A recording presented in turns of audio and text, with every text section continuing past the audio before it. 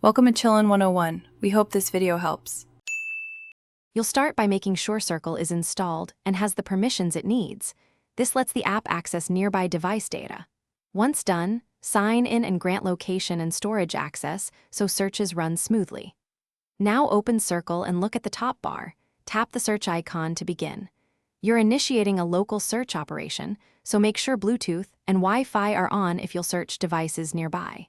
This gets you into the first actionable screen quickly and reliably. Once in search, configure filters to cut noise. Tap filters and choose whether you're searching apps, devices, or saved content. This matters because Circle indexes different sources.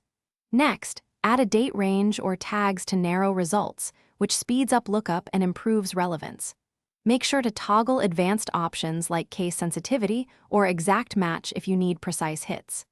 After adjusting filters, hit search. Circle will apply them and present prioritized results, so you can act on the most relevant entry. Select the best result and tap to view details. From there, you can open, block, or share depending on your goal.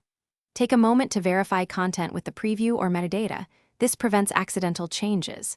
If results look incomplete or nothing appears, go back and broaden filters or refresh Circle's index from settings to force a rescan. One key troubleshooting tip: if search stalls, reboot the phone and clear Circle's cache before retrying, which resolves most indexing and permission hangups. Thanks for watching. Consider subscribing if we helped you.